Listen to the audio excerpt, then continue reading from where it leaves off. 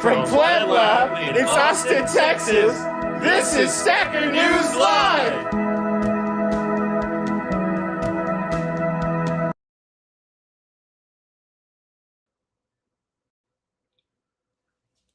Hello, ladies and gentlemen. Welcome back to the exciting episode of Stacker.News Live. My name is Carl. I'm BFF Keyan.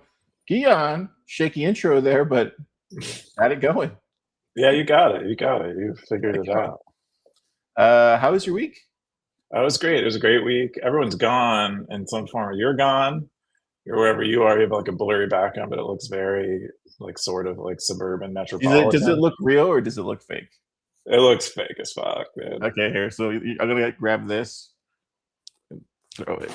Oh crap! It's real. Oh, you just proved it's real. It's real. It looks fake. Yeah. You guys are in like a mansion or something. It looks nice. Yeah. And then I think some people are gone for the Freedom Fest, Oslo Freedom Fest. Oh yeah. Dude, yeah, so it's like half empty here. Yeah, it's a whole week. Like I feel like there's all these events, all these conferences going on, and then Austin just dies down when school lets out, and it's never been hotter, humid over there in Austin. I'm in Denver right now, and it's freaking amazing, dude. It's so gorgeous. Did you know you could take a train to Union Station, and that's a whole thing? I didn't know. I've never been to Denver before. Dude, it's beautiful. It's clean out there. It's like clean. It's immaculate. You can eat off the floor of the streets over here. It's wild. Really? Wow. Yes. I was really homeless shocked. people. What about homeless? Are they? I didn't see any homeless people. It's probably hard to. Yeah, high altitude. You're not near a coast. Gets freezing. You know, you get a lot of snow. That doesn't really attract homeless people. Yeah, and then I was in Guadalajara earlier this week. Man, what a great Bitcoin community down there. Gosh, like really exceptional group of Bitcoiners down there, led by Chris Guida, our friend. And yeah, man, really cool hanging out with them for a day or two. And yeah, just excited to get through this weekend and then get back to Austin and get back to it. What about you? Well, I wanted to ask though about if Chris is running Guadalajara, do they have like knots, like Bitcoin knots flags? And are they preparing for Bitcoin 10? No, I did ask him some questions. I probably will write a post with his permission later to see if he's okay with it. But yeah, I think we did talk about it. Like he's open to talk about everything, and I think that was like the coolest thing was just like asking him how he sees it playing out and like all this stuff. I think not speaking for him, but I think just the growing. Just you've seen, and we've talked about it on the show many times. It's just like the space, the Bitcoin ecosystem right now is like kind of fragmented a bit. Like you have a lot of these different types of people doing different things that we aren't accustomed to as Bitcoiners, and so that kind of makes everything a little bit more decentralized, which I think is good. It's part of growth and decentralization and that sort of thing. But I think you're going to have people that are always going to wave that Bitcoin flag, and you know. They tend to be the lifeblood of the ecosystem, from what I can tell. At least seeing it for the past, whatever it's been, 10 years, 7 years. Wow, 10 years already. Yeah, it's a long while. Yeah, I think they are important, or at least they are a segment of Bitcoin culture that you can kind of recognize and identify easily. I don't know, but it's pros and cons. But it is nice to have like that anchor.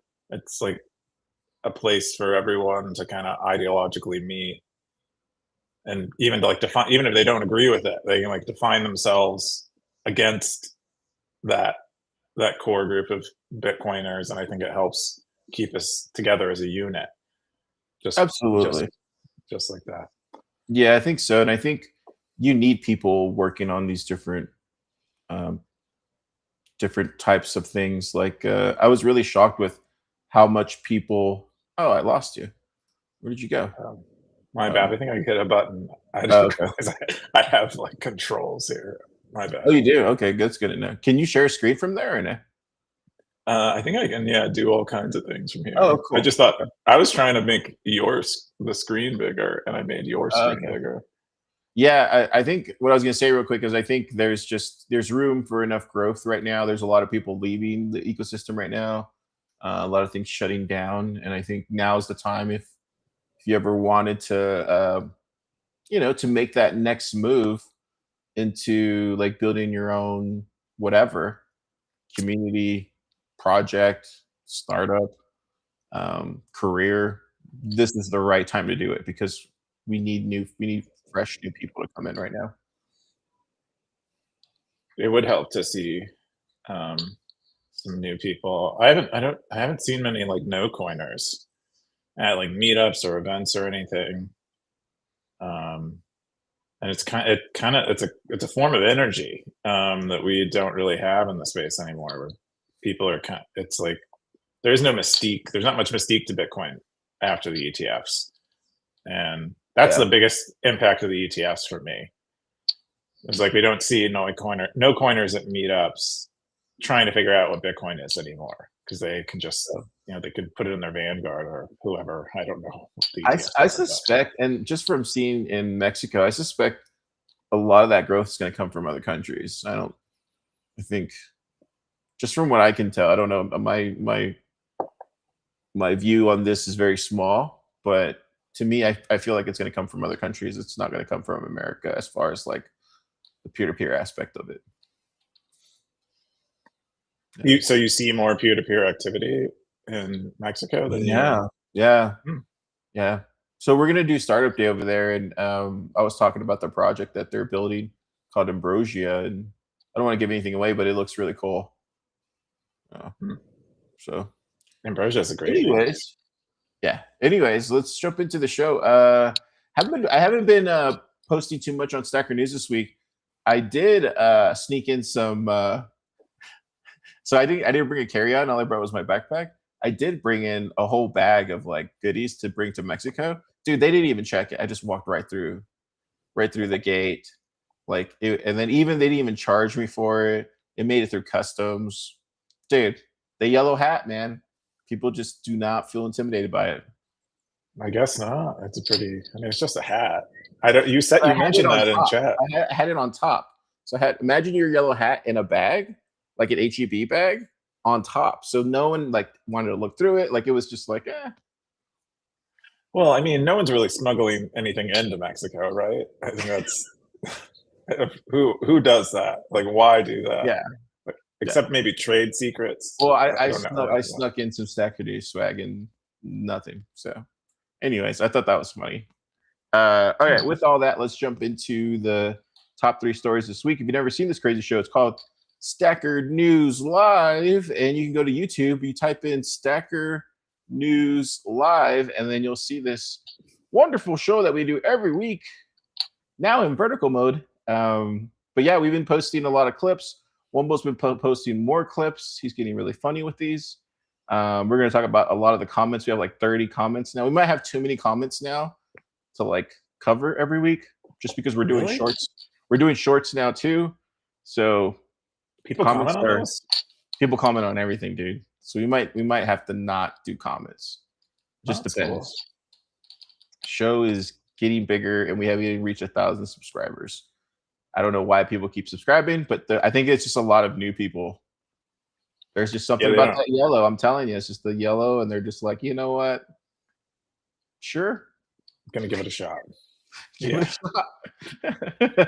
All right, let's jump into the top 3 stories. Number 3 top story is Bitcoin is a form of power.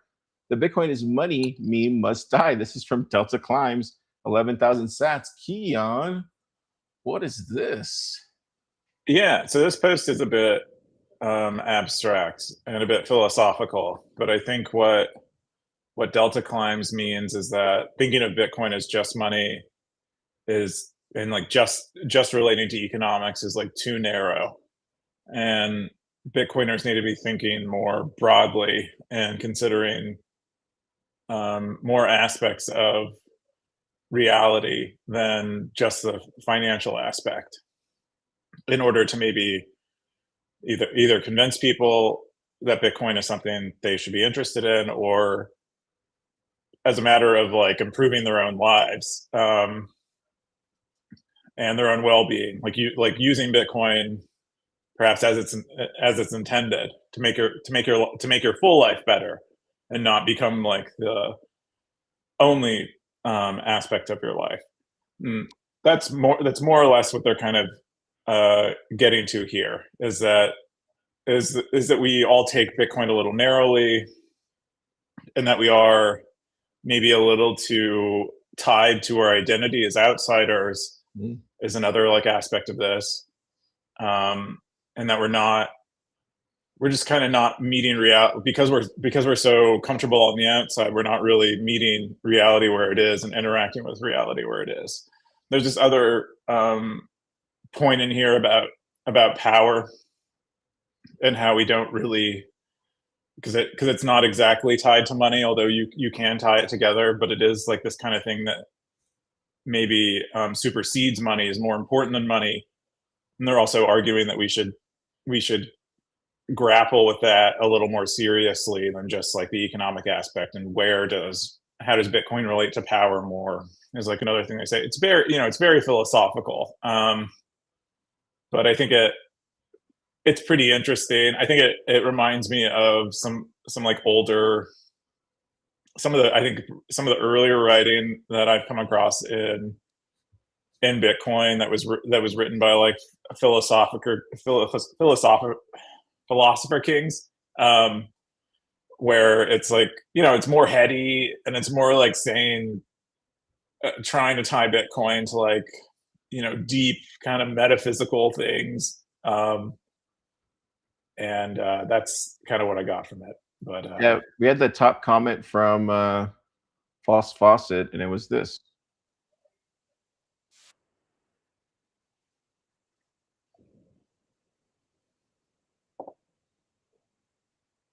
Yeah, so it's a clip from Billions if you haven't seen the show. yeah, I've never seen the show, but I know It's the pretty actor. good. That actor's a great actor. He is really Yeah. good. It's So what do about they mean? What hedge do they funds. mean by that? Do they just mean that by the type of, because Bitcoin's the type of money that no one can really touch, right? Like you can walk across borders with a brain wallet if you wanted to, and no one can touch you theoretically, Yeah, I think he just or thinks no one can we need steal to. it from you. I guess you could say. I think that's part. There's some stuff in there about where Bitcoin gets its power and why it's powerful. But I think it's more so about Bitcoiners aren't thinking about things beyond the financial aspect of Bitcoin, and they're thinking too much in terms of, Price. again, being outsider, price, financial stuff, economics, and less so tying in Bitcoin to like greater philosophical things, thinking a lot about how Bitcoin exists in the future while not thinking about it where it sits in the present and how to kind of move it incrementally forward in the present, because we're just so set on Bitcoin is the ultimate money. And Right. so people are eventually going to get there. So we kind of ignore maybe the present, just things like that. He also talks crap about all of the treasury companies in a kind of like a shrouded way, a sort of subtle way. Also, Stacker.News digs at Stacker.News and calls micropayments a hippie phenomenon, which I fully embrace. Yeah, I thought it was pretty. It was fun. I've met Delta Climbs in person before, and they're a really smart, intense person, and kind of cool to see them riding on Stacker.News. Yeah, I think the most interesting thing I've seen in the Bitcoin space, at least where I'm at now, compared to like maybe a year ago or even 2 years ago, and I think it just takes time the longer you're in. I think there's just a ton of people just experimenting, and I think the thing that only still drives me a little bit mad is the scamming. But that's about it. Like that's everything else I'm okay with for the most part. I've gotten better over time. It's just the scamming that's a little too much for me. But outside of that, it's people are trying new things. I don't know how you feel about it compared to maybe a year ago, even 2 years ago, that you've shifted. I don't. I mean, the culture has definitely um, softened a bit. I mean, we see here, like even in Austin here, we see like bit devs kind of taking a hiatus. People, like, I think the energy is kind of like the momentum around Bitcoin is kind of dissolved among developers, where I think some of them see they don't see themselves as front and center anymore, or their roles are not really that important. Maybe because of the ETFs, maybe because of the treasury companies, they're kind of taking a lot of that energy, stealing a lot of that energy, getting all the attention of the no coiners that they had before. That could be part of it.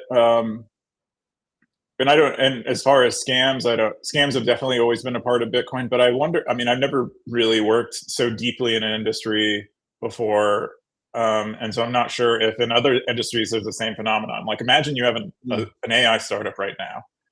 I imagine there are all kinds of scams that you see that you can identify in the AI world, where you're like, man, those guys are such freaking scammers. And so I wonder if that exists Well, it's the everywhere. LOI stuff, right? It's all the LOI stuff in the AI space. And we're kind of drifting What's from this LOI? topic. Letter of intent. So it's like, oh, we're going to pay you this amount of money, and you see a lot of that in the AI startup space, at least Kind of from like what I've seen. circular. Yeah, Yeah. because that looks really good for investors. And so, yeah, I think you're right. Maybe our ecosystem is just like every other ecosystem, and there's scammers everywhere. And maybe it's not as bad as other ecosystems, even though we want it to be better. If it's not as bad as other ecosystems, I don't know.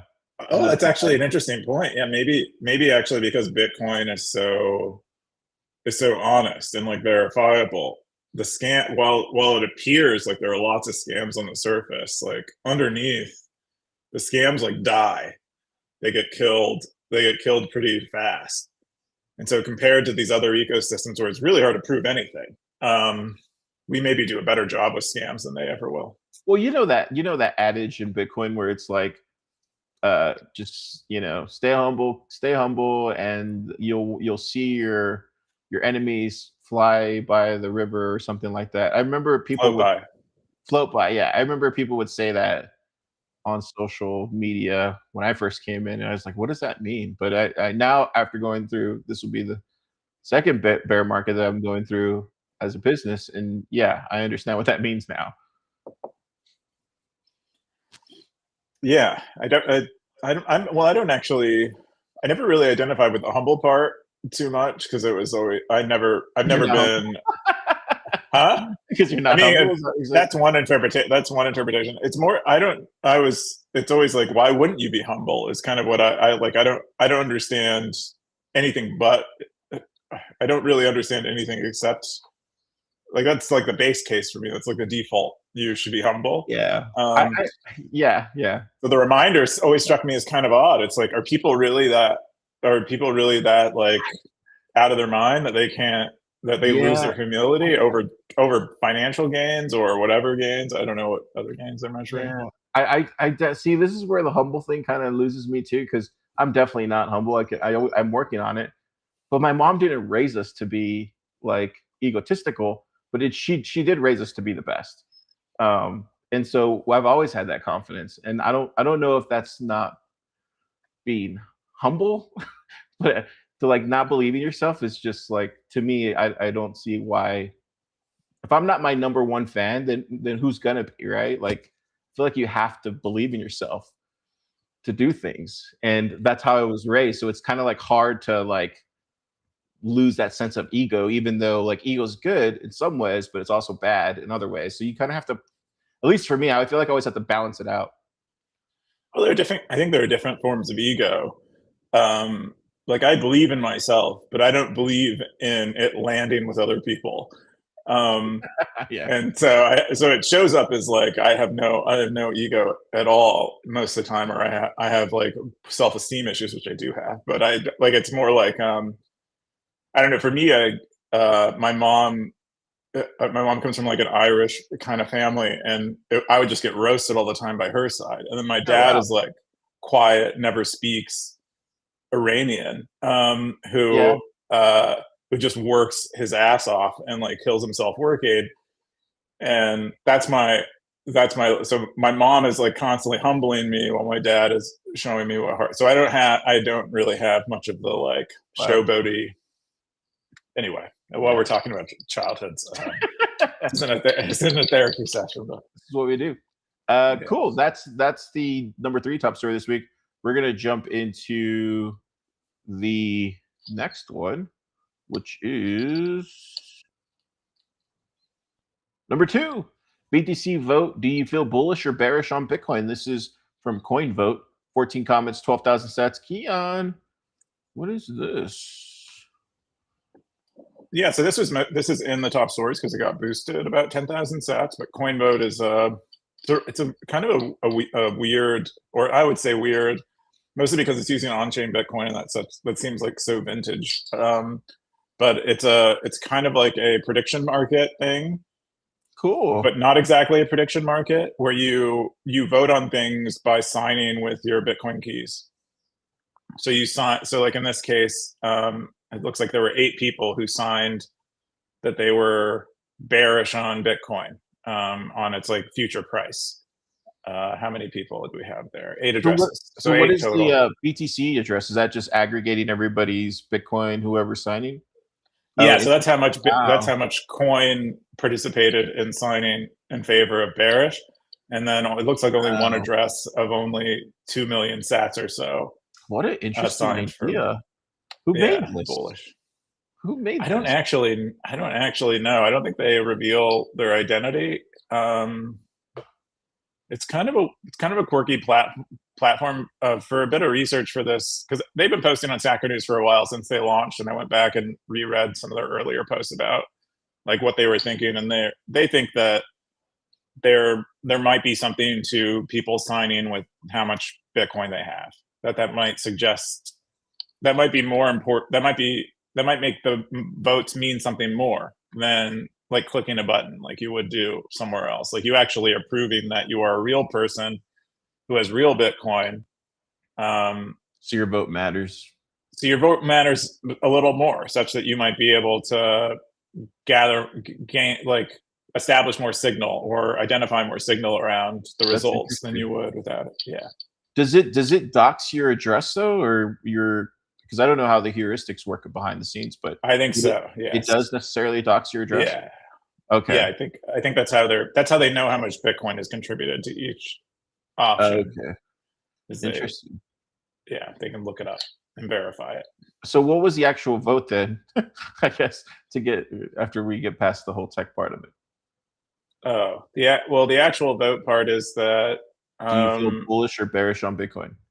Yeah, by the end of June 2026, will the price be higher or lower than $75,500 when it was what the price was when they put this up? Yeah, this is accurate. Bearish. You're bearish? You're bearish? Bearish, yeah. I'm pretty bullish. I don't know, but yeah. I don't know what the price is going to be, but I do think it's going to continue to go down. I think it's always good to assume Bitcoin's price is going to go down. Yeah, but I don't know. I mean, the only like talk or thing I've read about price is from Arthur Hayes, and Arthur Hayes is always like, "It's coming. We're going to be anytime now that there's going to be a bunch of liquidity and the price is going to go up." I don't really pay attention otherwise, but so I'm kind of bullish. I think wartime means money printing, and we are set up for all kinds of wars right now. I don't know. Yeah, we're going to talk about it later in the show. There's a couple ones. The number 1 top story this week is a crude demo, impact of disclosing your state and birthday, from Optimism. 24 comments, 14,000 sats. Keyan, what's this? Yeah, he calls this crude, but I think it's actually more like Eli 5, explain it like I'm 5 type of introduction into why things like soft KYC or like simple measures of revealing your identity actually reveal way more than you think they would. But he kind of breaks down numerically using accurate numbers, but like large categories of things, how you can go from being, as far as like a service that you're using or anywhere online that you're using, being just a United States citizen, to then being able to whittle it down to exactly who you are with just like a few pieces of information. He starts with the United States population, and then you reveal the state that you're in. That whittles it down from 335 million people to 6.7 million people. and then you reveal your actual birth date, and that takes it from 6.7 million people down to 229 people in the United States. And then if you do anything else beyond, if you reveal even more information beyond that, it gets, your anonymity gets even smaller and smaller to the point where you're trivial to identify. That's yeah, it's just kind of pointing out that your anonymity online is very fragile, and so any kind of leaks about Your you, where state, you live, like, yeah, your IP address, yeah. your state, even your country. Ideally, you're using a VPN. I mean, although using a VPN in the United States is probably okay if that's the only information you reveal, it's probably safer to use another country's IP address. It's very sketchy, or it's very easy to reveal who you are on the internet. Yeah, it's kind of Over time. wild that it's that simple. It's crazy. Yeah, that is insane. I saw a clip of a Tucker Carlson video where they brought on an ethical hacker, and he was able to reveal Tucker Carlson's social security number, his driver's license number, when his last trip to certain states were. It's pretty crazy. And then Tucker Wow. revealed that he has gold bars buried. So there's no point of coming after him if you're trying to rob him, he said. So I don't know. wild I times, mean, man. This is wild yeah. times. But yeah, I think that there was a breach in America. I think the guy had said, a few years ago, right around COVID. So everybody's information got doxxed. I don't know, I'm a big fan Yeah. of just having two identities. I think if you have two identities, you're better off. So go buy yourself an identity.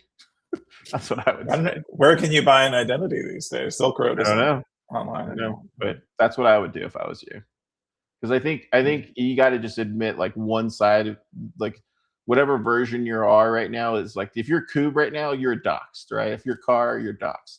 But let's say you have an alternate identity, then at that point, that identity is not doxxed. I don't know if that helps you or not, but maybe it's a breaking case of emergency type of situation.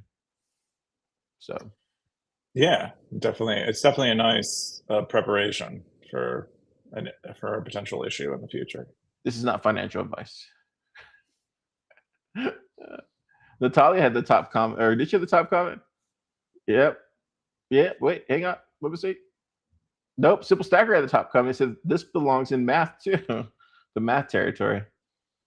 Yeah, because it involves math. I mean, some simple math, but it is it's kind of a really powerful form of math. Simple Stacker actually went and wrote. They've since deleted it, but they went and wrote another post about some of the The same research they one. were involved in, Mm. and that they kind of explained how it helped them with the research. This ability to like narrow down a large set of people to a much smaller set using correlated information. They deleted it. Yeah, Oh, that you one right deleted there. it? Okay. Well, there Yeah, you go. Yeah, it looks like Optimism replied on it. yeah. Cool stuff. Yeah, that's alarming. I guess. Yeah, I don't know what else to Yeah, say. be careful. Be careful. Yeah, anywhere that's asking, especially anywhere that's asking for, yeah.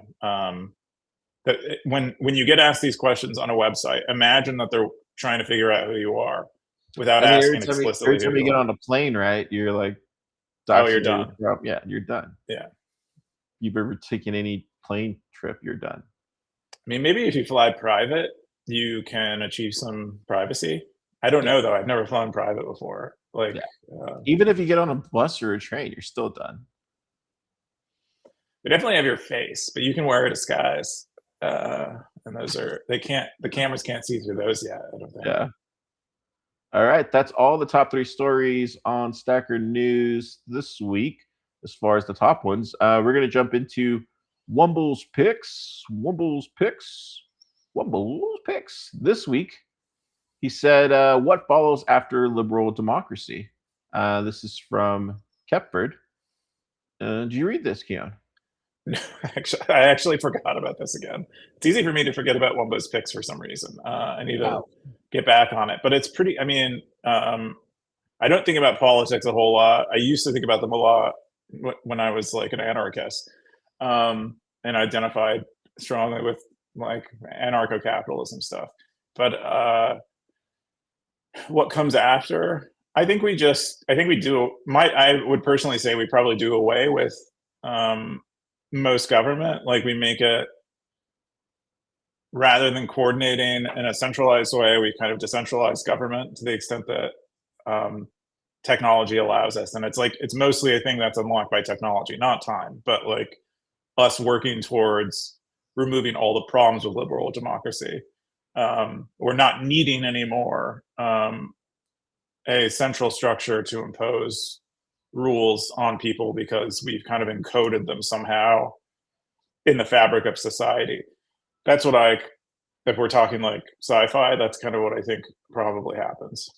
I Or we all think, get killed by robots. yeah, That's the other I one. think all the level 1 countries go to a totalitarian state. That's what I think. That's where I Oh, think it's damn. coming next. His question was, if the USA switches government type in the future, what do you think the new version will look like? Yeah, I think totalitarian. That's what I think. Keyan, what do you think? I mean, in the short, in the like short to medium term, yeah, we're probably talking totalitarian, or yeah, sort of dictatorial, sort of total police state. Makes a lot of sense. Although my hope is in the United States that when the government crumbles, or if it has like if it like recedes from its current place, the Constitution keeps it from becoming totalitarian, and so instead it becomes more free because it because there's like this backstop of like you can't do everything that you really want to do with totalitarianism, so it never really takes hold. But I don't know. There was like just a few years ago, people were talking about how the Constitution needs to be replaced. So it seemed, and like among people that I know or knew at the time, chronically online folks in Silicon Valley, but they were like, yeah, the Constitution's kind of outdated. So maybe that isn't much of a backstop at all, but I still hold hope that it might be. Yeah, yeah. I mean, I'm exaggerating a little bit and making a joke, but I hope it doesn't go totalitarian. But it's so hard not to see that it goes that way. Um, but I mean, hopefully that takes hundreds of years. I think best case scenario, you know, maybe we learn from our mistakes and we get better leaders. Best case scenario. Yeah, that seems so hard though, because most people do not want to lead. Yeah, I mean, we yeah. thought everyone thought that was like one of the things that people sold Trump with was like this guy is outside the system and he doesn't really want to lead, but he just cares so much, so deeply, um and it turns out he's kind of just, or over time or whatever, he just kind of got eroded into exactly what every politician was before, where they're doing things with the government's power for money or for their own benefit or their legacy or whatever. Wumble, that's the best we got this week on your picks. That's Wumble's picks. We're gonna jump into some more controversial stuff this week. This was an AI post that Wumble helped us with. Keyan, you actually posted it on here. It's called Pope Leo on Safeguarding the Human Person in the Time of Artificial Intelligence. Did you see his Magnifica Humanitas post? Oh, Read it. I did not read it. It's a lot. Um, It's dense. it's biblical in size. So I did not read it, and but I knew it was important, and people would be reading it, and I was curious what they thought about it to the extent that they did read it, and that's why I Yeah, shared it. I started reading the beginning part of it. It reads exactly like I forget what they're called. Episcopals or no, not Episcopals. So basically, there. I put a video inside the Stacker.News news item for this one, but from what I could gather, it sounds like Pope Leo the 13th, 135 years ago, was somebody who was pope at the time of the turn of the century when like the Industrial Revolution was taken off, and so he actually timed it to the exact day to release it, May 15th, on the last one that Pope Leo the 13th released. So there's a lot of like similarities there. Um, from what I could gather, and it seems like most Christian or Catholic or whatever you want to call them tech leaders already do this by nature, and that is just like discern, try to have a moral life or a moral interior life, and lead with purpose. Basically, there's a this video I found to be the best one because this is from Frere. This is from Frere. Gosh, what's his name? Looks He's like so Jack good. Dorsey, actually. Well, he's like one of the few people that I follow that actually understands technology because he uses it. So he's somebody that I think would be able to take what Pope Leo is saying and then kind of tell us in a tech way what that really means. Because of all the people I listen to, he's probably the one that's like the most tech aware. So this is kind of how he sums it up right now. I don't know if you can hear this. I can't hear it.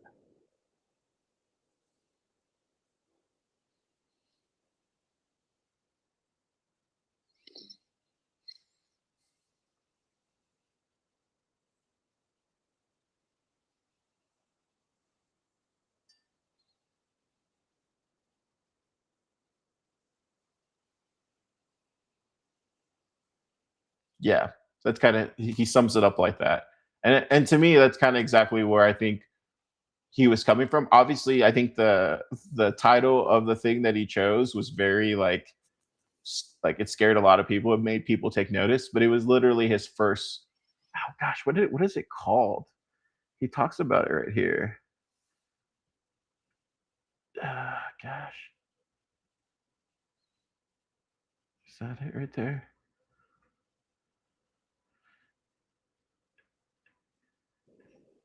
Yeah, encyclicals. That's what it's called. Encyclicals. That's what they're called.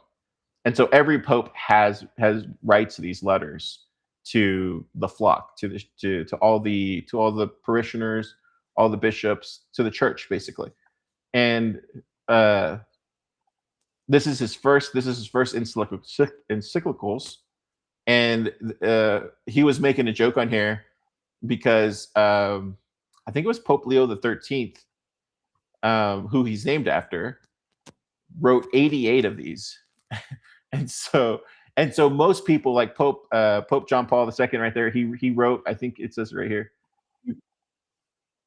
he only wrote like 16 or 14 of them. Yeah, and then he goes through like the publishing of how many that he did. Yeah, 14. And then he kind of goes through there. Yeah, Pope Benedict only published like 3 or 4, and then Pope Francis published like 3 or 4, something like that. And so people are thinking like Pope Leo is probably going to try to go for the record. But it would be interesting.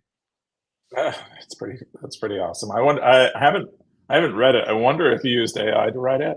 Because No, you don't think so? no, Based on because he's basically drawing from 2,000 years of theology, and it's all these questions have already been answered. So it's really just up to him to go actually and just do the research. And I would imagine a lot of that stuff is not in sitting on OpenAI or Anthropic. That's probably why the Anthropic guy went over there. He's like, "Hey man, let me inside that Vatican library. I need access." oh, Because good that's point. not. Good Yeah, point. so that's why I bet you like they have their own researcher in house, probably have their own database in house that he can look up, kind of like a library, like you can in a library or something.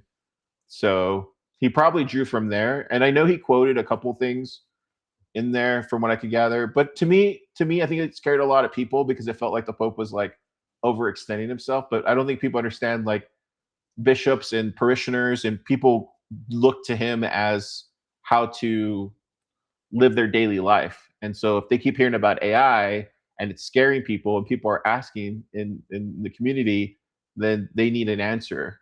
And so this is kind of like how he's talking through it. It's very and it's kind of interesting too because like me personally, like I'm not building anything like software wise, but I do go to church and I do discern and I do check in with that in order to understand what I'm doing in my life and in my job. And I think most people do that who are Christian. So I think this is just kind of one of those things, just more on the artificial intelligence side. But if staggers are interested, this is like a really good summary down here.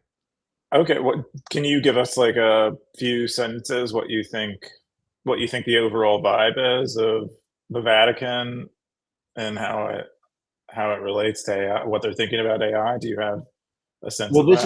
this is what the letter is supposed to represent. It's supposed to be um, their thought process, their Point of thinking view? around how they're looking at this technology. And I think the one of the biggest fears I think is, and I know they hit on this. They're going to have to hit on this. They probably hit on it when they talk about like the human nature of things. But you don't want to like because we've talked about it. Like how cool would it get to be have an implant and then you have like this thinking and it's like, but you could lose your humanity that way, right? You could lose yourself to where now you're treating people that are just human at a lower level of society versus somebody who's like abnormally human who has like implants and all sorts of things. They're a lower tier class of human when in reality the pure human body and the spirit is perfect already because it's in God's image. So it's kind of like one of those things where he talks about it here, like that's probably going to get the most. That'll probably get the most rise out of normal people who are into technology. Because even myself, I'm like, well, how is that any different than a cell phone or a computer? But in a sense, it is very different because you're doing something to your body, and so there's a whole lot of stuff that has to be fleshed out. But like Gregory, that's his name, Gregory Pines. Like he says there, it's like time will just resolve these issues. Sometimes, Hmm. like I always say, sometimes you just don't do anything. It's sometimes the right move. Hmm. What is it? I had another question. What is the role of a friar in the church? I don't know. I think they belong to a like a gosh, what are they called? Um, I forget the name of them, but I know there's like dozens of them throughout America, and you could be one. I could be one. You just go join these communities of other men, and you live amongst other men, you know, praying to the Lord, and that's all you do every single day, and you live amongst them. That's my understanding of them. Hmm. It's kind But of like sort of a monk, but not. yeah, kind of like that. Yeah, you live like a really Okay, spiritual life and stuff. Um, that's cool.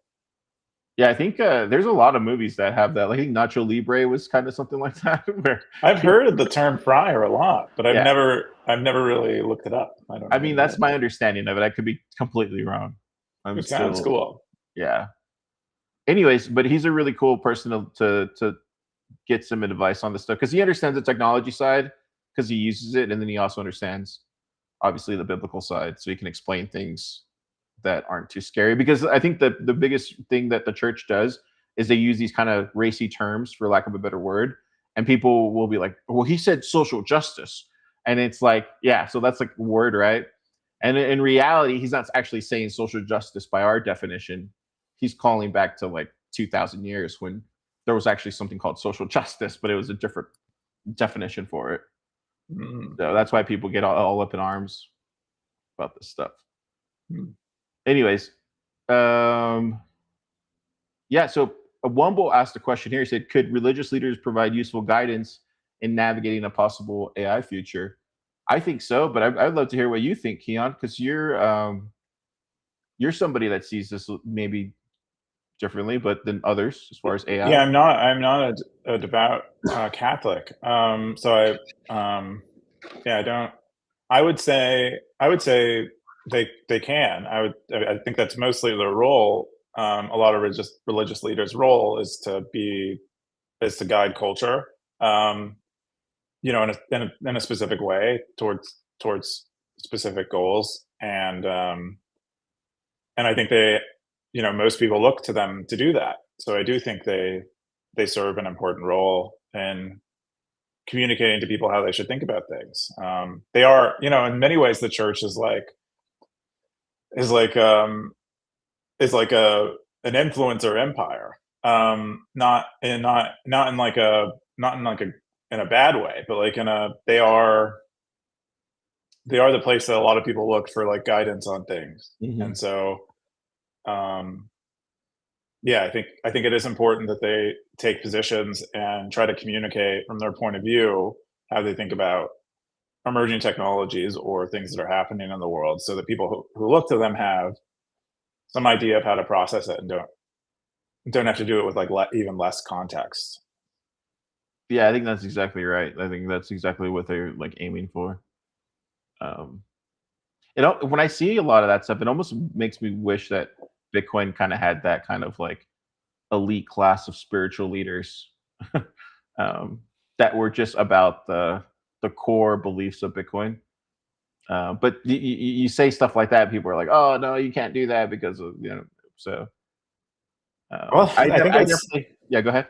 that's perhaps what some of the nonprofits are aiming to do, is to be these these kind of centers where maybe profit isn't isn't the motive, and they're more so just focused on real problems. I don't know if it materializes that way, but I think that's the intention, is to influence, but not from a perspective of like self gain, and to influence from a perspective like, I've thought about this a lot, I care about it a lot, and I'm very close to it, and you're maybe not so close to it, and I'm trying to help. I think it's like the motivation behind a lot of the nonprofit activity in Bitcoin, and so perhaps we'll get there. It's not as clean. There aren't as many rules. Yeah, we just don't have I mean, that much history when it we comes don't to, have like, yeah, we don't have a cryptography lot and of discipline either. Like I yeah, think built into Christianity is a lot of rules and discipline, and centuries. yeah, a generic nonprofit doesn't necessarily like, they kind of write their own rule book. Um, Who knows? But maybe Bitcoin can get to a point where it gets to a century-year old, and then you start building some sort of council around that, and who knows? yeah, It could definitely evolve that way. I mean, I think that's Um, a lot of the vision a lot of Bitcoiners have. For some reason, Bitcoin gets lumped in with like marble statues and like the Roman Empire and stuff. Like I see a lot, like yeah, as far as visual media stuff, for some yeah, reason those two are together. So perhaps that's where people are already thinking of going. yeah. You had some posts. You had the first one was the Bitcoin Depression Index. What's this? Yeah, this looks like content marketing for the BitKit wallet and PubKey by John Carvalho and team. Oh, I didn't actually watch this video. I is, can't it, even. is he I Is can't he? mute it Oh, though. this is like an AI generated version of the. Oh, I didn't realize. Is that the beef from the spiral thing? That's the Cash App, Mr. Bitcoin, I think. Oh, I didn't know they went in Or here on comes the. Bitcoin. Oh, John's talking there. That's hilarious. Yeah, I didn't watch this either, but I see a button. I press it. Mm. Okay. So what is it? You take the test and I just took the test. But you can determine how disillusioned you are with Bitcoin, what your Bitcoin depression level is. I thought it's a fun little content marketing hack. I scored 49, which suggests it says I'm ideologically liquidated, is what it says. The ETFs, the politicians, the influencers. You went long on the revolution and got margin called by reality, is what it says. goes through your head now when you hear hyper Bitcoinization. It's visual. Yeah. What if you have a different? Yeah. Oh, you Yeah. got it. It's a Okay. multiple I have choice. to. There's. Oh, okay. I only have three more questions. Looking at Bitcoin Culture today, what feels the most true? Yeah, I think it's just growing up. Have you just recently noticed that you have been listening to the same nine exact podcast for 9 years now? Dang, how long has this podcast been around? 3 years or four Yeah, years? four, I think. Maybe Four. three. Wow. Maybe three is right. Wow. Okay. No, there's still plenty of folks 2022. out there. which is this takes him. Yeah, I think there's fresh thinking out there. When someone new asks you to explain Bitcoin, you feel exhausted, conflicted to ruin this person. I said cautiously optimistic. Yeah, that's what I was gonna say. You honestly believe about Bitcoin's future as a tool of financial liberation. Uh, yeah, I think that's. Oh, dang. Wow. Yeah, it's You because aren't I very feel, depressed. Yeah. no, it's because I think it's because I do all the like stuff that we do with Plub Lab, and so it's. I think I would have already quit already if I was depressed about it. Do you know what I mean? Mhm. Like you can't keep going to different places around the world and helping people around the world and feel depressed about Bitcoin. That's what I've come to realize. Yeah, I don't feel particularly depressed about Bitcoin, but it did score me pretty high. I mostly just, yeah, I guess maybe I am. Maybe I'm just not, I'm not, um, I'm not aware of it somehow, but That's cool. yeah, pretty Love neat it. little thing.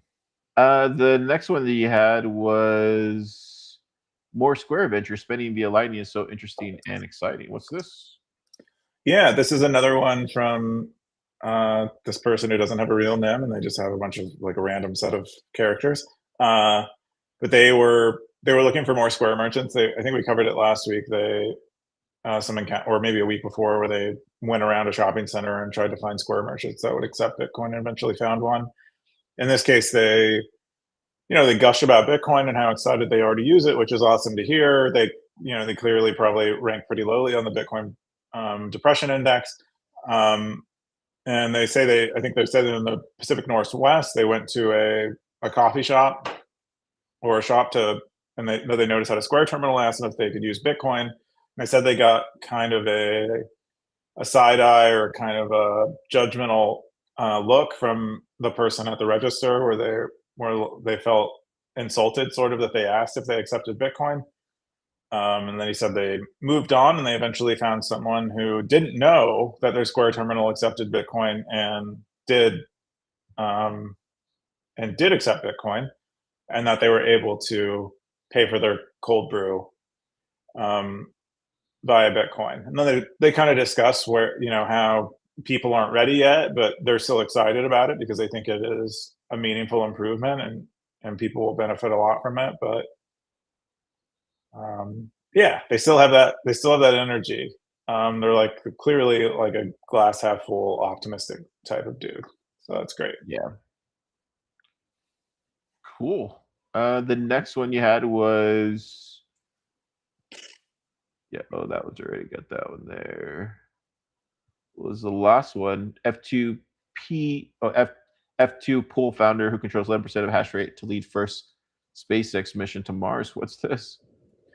Yeah, so F2 pool is one of the largest, or a very large mining pool, like quite significant, double-digit percentage of hash rate.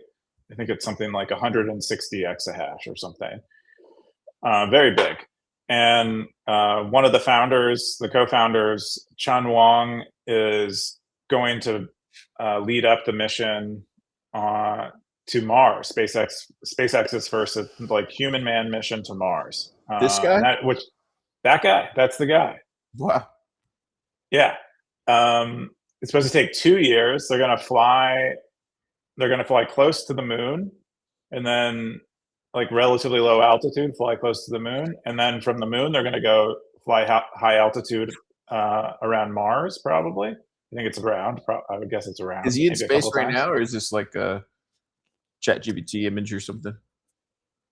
Oh, I would guess that he might have done like one of the earlier private space flights, and this might be a picture from that. He's clearly really into this, because I don't think you sign up for this kind of thing unless you kind of want your I whole life to be about. don't know. Look at that picture. He's clearly into his laptop or his iPad instead of looking at the Earth, which apparently, if you like, Neil Armstrong says was like one of his favorite moments of his entire life.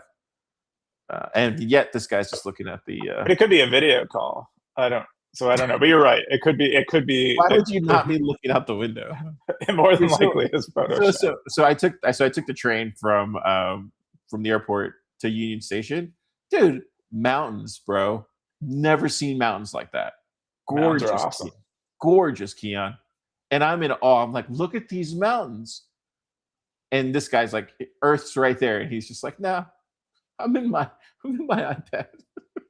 Well, he is the founder of a really large mining pool, so maybe he likes looking at a computer. He said I watched a short clip of him where SpaceX interviewed him, and he's like I'm the type of person who can sit on a flight and just watch the like the plane travel. Like they have that map Yeah, where the plane will travel across. He's like I can sit for a really long flight and just just watch that watch it. thing. Like Maybe that's what yeah, he's doing. He's just watching. maybe he's watching this Just stayed trajectory. on Earth for that. Now it sounds cool though. That sounds really cool. No, but but it is like a big thing. It's like he's risking his life. He's going to be part of few people Yeah. who are doing this thing for the first time. Humans haven't gone that far into space before. Yeah, we'll Um, see. We'll see though. I don't. Is he going to come back or is he just stuck there? they come back. They come back. It's a 2-year journey, so that's like kind of what they're doing it for. Is That's mostly just a to flyby. do all kinds Okay. of research and try to make it seem more tangible. Try to make it seem more real, so they can convince Two more two people to years is go. a long time, man. I've seen a lot of sci-fi movies. It can go really bad in a lot of number of ways. Maybe he comes back and he has some sort of virus, and who knows, man. Yeah, yeah. You ever see I Red watch a lot of Planet? Star Trek. I know. Yeah, Red Red Planet's a Planet. really good one. That was a Brian De Okay, Palma one. Yeah, there's all probably seen sorts of Mars movies. Vampires on Mars, I think it's called, or something like that. It's like a John Carpenter one. That could That be a sounds thing. John Carpenter like, yeah. A lot of good ones. Yeah. Well, that's cool. Yeah. So I think that's everything. Oh, I had one last post. So this got posted in the privacy territory. Israeli tech exposes users of Musk's Starlink satellite-based internet. So this firm called Target Team is operating from Cyprus, has developed a system called StarGets that, according to sales materials, can track close to 1 million Starlink terminals worldwide. So this here, let me see if I can find it here. So that's it right there. I don't know if you can see that. You basically can look at every single, like if you're connected out wherever you are, so you have a Starlink and you're connected, they could find you basically with the software. Yeah. And so obviously when you have something like that, we were just talking about getting doxxed and everything like that. Well, imagine if you're somebody on whatever side of the battle line, and they're able to identify where you're exactly at. Like that can expose you in a number of different ways. So yeah, they're just calling it out, and you're seeing you're seeing obviously the protests and all the stuff happening in Iran and all that sort of thing. But I just think from like a privacy perspective, this is nuts, dude. Like, are you more comfortable getting a Starlink now? Are you less comfortable? Does it not matter since everybody has access to this? Like, what do you think about this, Keyan? I know you haven't read the piece, but Yeah, me specifically, I don't really know, but this, everyone should know that if they're not using a VPN or Tor or, some other kind of overlay on their internet traffic, this is already the case. It's a little bit different if you have like a Starlink on your RV or, you're traveling around and you expect that you aren't getting tracked, but you are. If you thought Starlink was somehow different, it doesn't appear so. It's just like a consequence of the way the internet works, I think, and the way that Starlink was built, and probably in many ways probably was more convenient to build it in a way where the network itself knew where you are, so that it could orient its system of satellites toward you. So it, uh, it does make yeah, you think, like, through the fog of war, it does make you then question, like, after a certain point, is it maybe it's just better to settle our differences without war? I mean, I'm because not. after a certain point, you get to stuff like this where it's like, okay, like now you can find me this way, right? And I'm sending out drones, and before you couldn't find me, but now you can find me this way. It just gets to a certain point where you have to really start realizing the reality of the situation, and that there will always be another, like it's like a cat and mouse game. but maybe just meeting people in the middle or talking it out might lead to better results.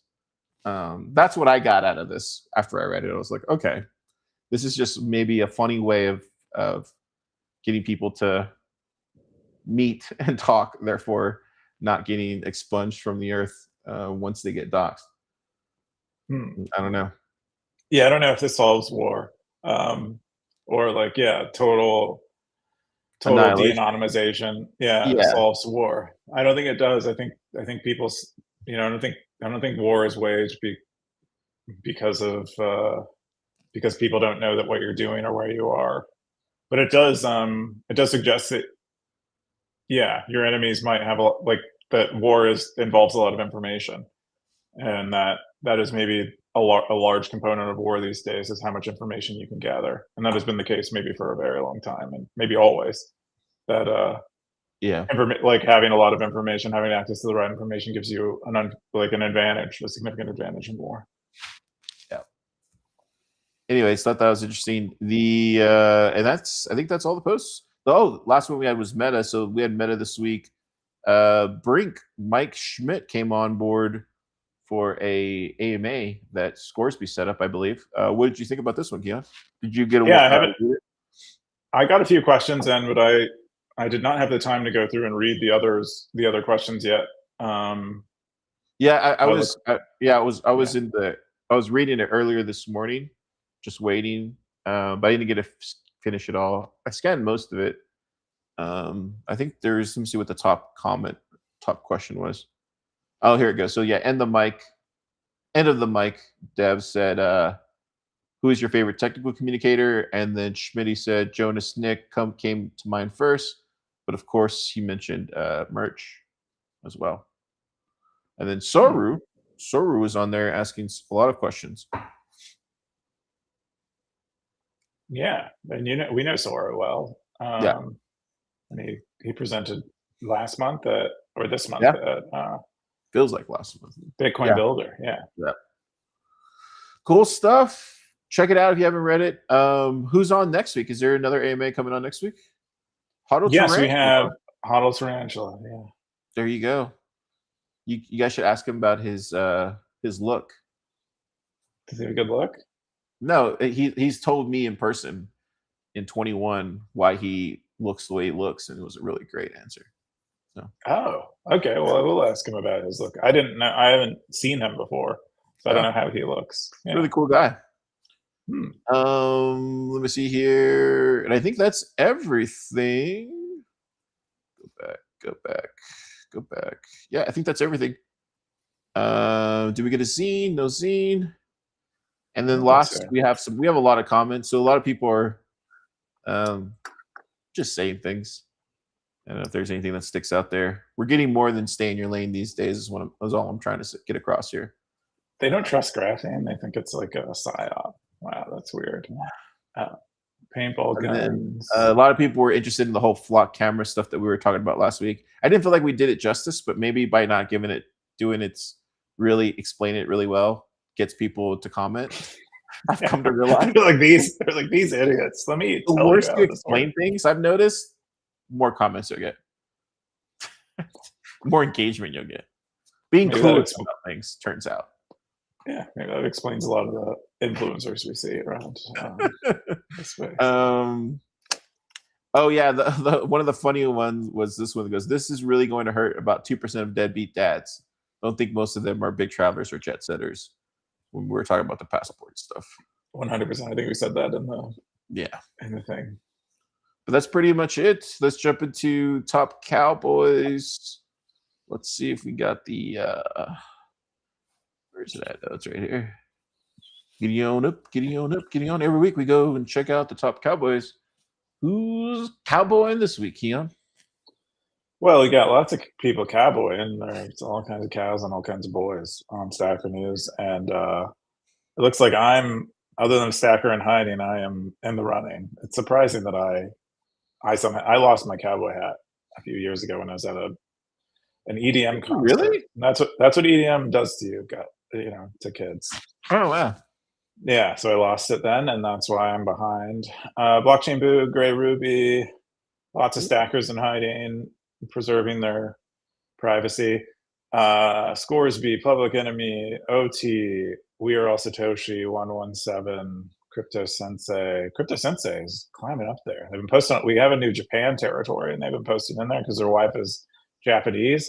Oh wow! I think they travel there a lot, so they know quite a bit about that. Maintaining that. Suarez, Billy the Ked. I don't know what else we got there. I can't scroll. We have Machiavelli 23. They post. I think they do a lot of stonework. They do like countertops and stuff. Not sure where they're located. I'd guess South or Central America. Lots of stackers on hiding. GSC 360 is a big fan of sports territory. Satswise, which is an online marketplace for books that only accepts Bitcoin only. I bought a bunch of books from them. I think they're sitting on my floor over there, but I bought like 6 books from them. It's pretty great, run by Siggy, a longtime stacker. Anyway, goes on and on. A lot of people, a lot of stackers joining. Is Stacker.News growing more? I feel like it's getting bigger this year. Are there more people coming in because it's a bear market? We have historically done pretty good during bear markets. Does it? It does feel like things have. It does feel like we're getting a few more new people than we had before. Strange is like nothing's really changed too much, but yeah, it does feel like things have picked up a little bit. Feels more active than I remember it maybe 2 months ago or 3 months ago. Yeah, there are like seasons to these things, so just happens. Cool stuff. I think that's all we got. There's nothing else to cover.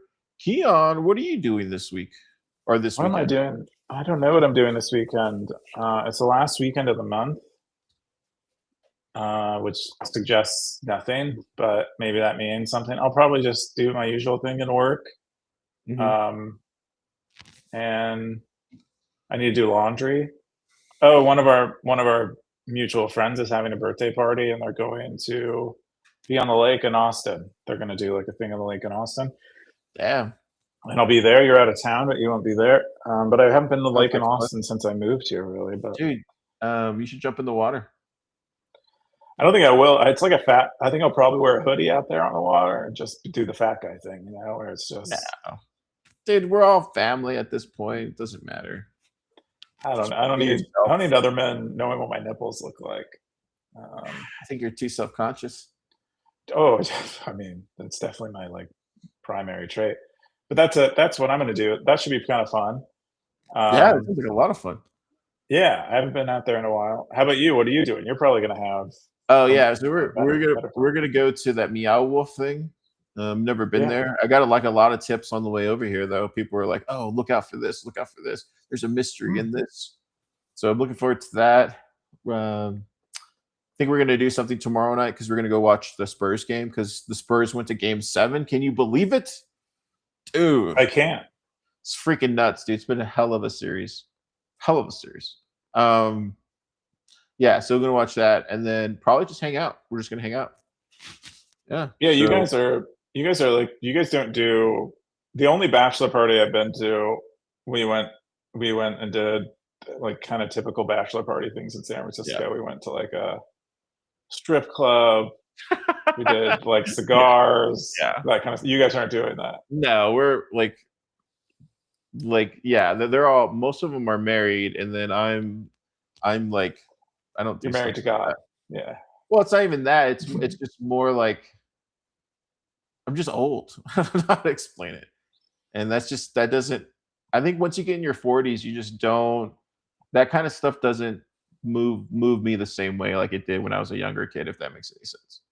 It does make sense, but I see a lot of old guys at strip clubs. They're trying to get moved. That's why they're there. You know? Yeah, I feel like for me, the thing that really gets me going these days is like my work, some cool concert or a movie, or like some really new restaurant I can try out.